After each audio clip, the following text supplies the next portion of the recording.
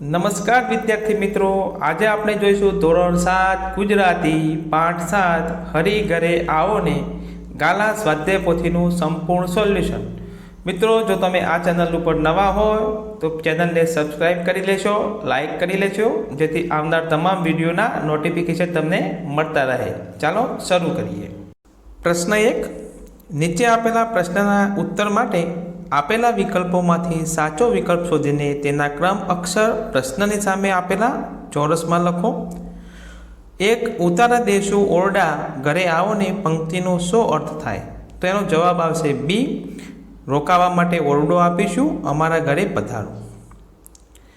2, દાંતણ દેશું દાડમી ઘરે આવો ને પંક્તિનો શો અર્થ થાય?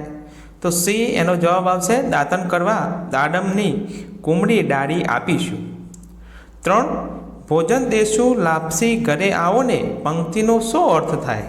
તો એ, ભોજનમાં લાપસી આપીશું ઘરે આવો ને। 4, રમત દેશું શોખથી ઘરે આવો ને પંક્તિનો શો અર્થ થાય?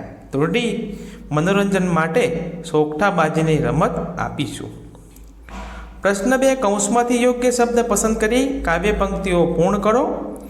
પ્રથમ, આંગણીએ પથરાઓ ફૂલ વાલમ ઘરે આવો ને। 2 નંબરમાં, દેશું દેશું મેડીના મોલ મારે ઘરે આવો ને। 3, દેશું દેશું કનેરી કાંબ મારે ઘરે આવો ને। 4, દેશું દેશું જમનાજીના નીર મારે ઘરે આવો ને। 5, દેશું દેશું સાકરીઓ કંસાર મારે ઘરે આવો ને। 6, દેશું દેશું પાસાને જોડ મારે ઘરે આવો ને। 7, દેશું દેશું હિંડોળા ખાટ મારે ઘરે આવો ને। પ્રશ્ન નંબર 3, નીચેના પ્રશ્નોના ઉત્તર એક વાક્યમાં લખો। પ્રથમ પ્રશ્ન, વાલમના સ્વાગત માટે શું કરવામાં આવશે? તો વાલમના સ્વાગત માટે શેરીને વરાવીને સજ્જ કરવામાં આવશે તથા આંગણીએ ફૂલો પાથરવામાં આવશે। 2, મહેમાનને દાંતણ માટે શું આપવામાં આવશે? તો મહેમાનને દાંતણ માટે દાડમની અને કરેણની કુમળી ડાળી આપવામાં આવશે। 3, નાવણ માટે જમનાજીના નીર આપવાનું શા માટે કહ્યું હશે? તો જમનાજીના નીરને ખૂબ જ પવિત્ર અને પાવનકારી માનવામાં આવે છે, તેથી નાવણ માટે જમનાજીના નીર આપવાનું કહ્યું હશે। મહેમાનને ભોજનમાં શું આપવામાં આવશે? તો મહેમાનને ભોજનમાં લાપસી અને સાકરિયાનો કંસાર આપવામાં આવશે। 5, મહેમાનને સૂવા માટે શું આપવામાં આવશે? તો મહેમાનને સૂવા માટે ખાટલો અને હિંડોળા ખાટ આપવામાં આવશે। પ્રશ્ન 4, નીચેના પ્રશ્નોના ઉત્તર 2-3 વાક્યમાં લખો। તમને આ ગીતની કઈ બાબત સ્પર્શી ગઈ, કેમ? તો મને આ ગીતમાં મહેમાનના સ્વાગતમાં જે તૈયારી કરવાનું દર્શાવવામાં આવ્યું છે તે બાબત સ્પર્શી ગઈ, કારણ કે આપણા શાસ્ત્રોમાં કહેવામાં આવ્યું છે કે મહેમાન ભગવાન બરાબર હોય છે, તેમનું યોગ્ય સ્વાગત કરવું જોઈએ। 2, વાલમ આવ્યા પછી તેમની કઈ કઈ બાબતે આગતા સ્વાગતા થશે?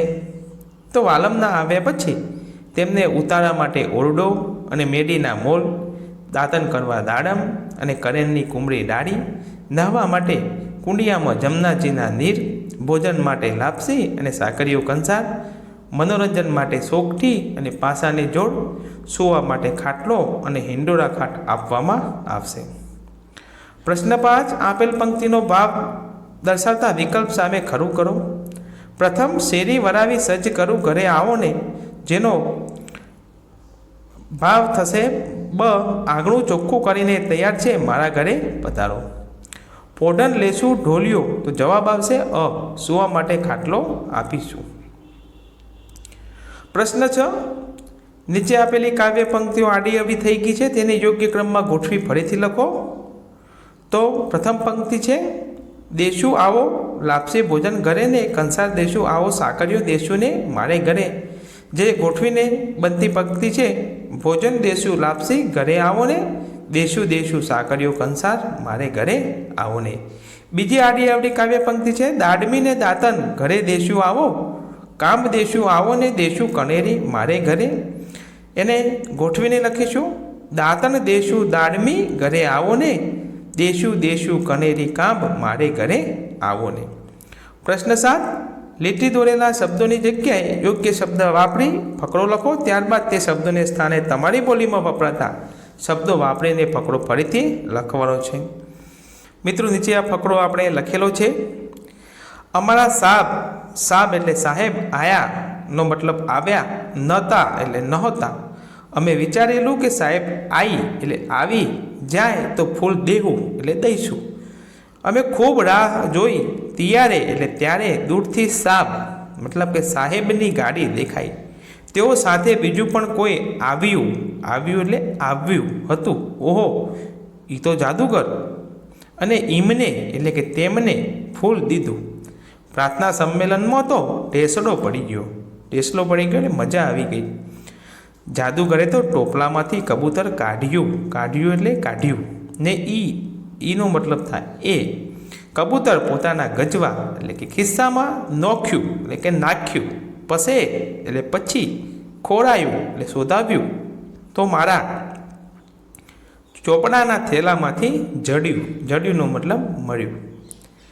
પ્રશ્ન 8. નીચેના શબ્દોની જોડીની સુધારીને લખો. વિદ્યાર્થી મિત્રો, જોડીની જોઈ લેશો અને આમાંથી લખી લેશો.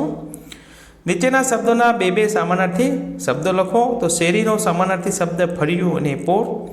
ઘરનો સમાનાર્થી શબ્દ ગૃહ અને રહેઠાણ. નીરનો સમાનાર્થી શબ્દ જળ પાણી.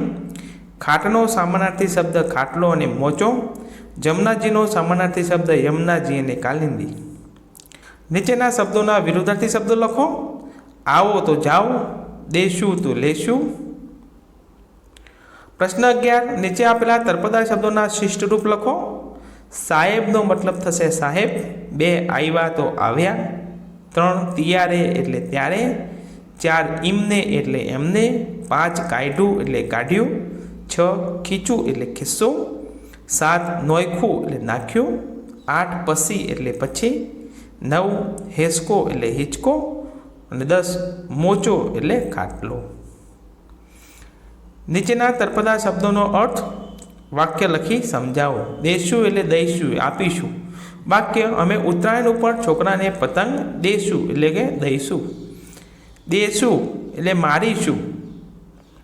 એક દેશું શબ્દનો અર્થ બીજો અર્થ થશે મારીશું. વાક્ય: જો હવે આ બાજુ આવ્યા તો બરાબર મેથી પાક દેશું. પ્રશ્ન 13. ઉદાહરણ પ્રમાણે બીજા શબ્દોની યાદી બનાવો. રાન એટલે જંગલ. રાનને લગતું રાનેરી અને રાનેરી બોર. એ જ રીતે રૂપું તો ધાતુ છે. રૂપાને લગતું હોય એને રૂપેરી કહેવાય અને રૂપેરી ભાત. 2 સોનું છે ધાતુ. સોનાને લગતું સોનેરી અને સોનેરી પાન. નાનું એટલે ઓછી ઉંમરનું. ઓછી ઉંમરને લગતું એટલે નાનેરું અથવા નાનેરી અને નાનેરા બાળ અથવા નાનેરી દીકરી. મિત્રો, આ હતું આપણું ગાલા સ્વાધ્યાય પોથીનું સોલ્યુશન. આવા અવનવા વિડીયો જોવા માટે જો તમે નવા હો તો આજે જ ચેનલને સબસ્ક્રાઈબ કરી લેશો. આભાર.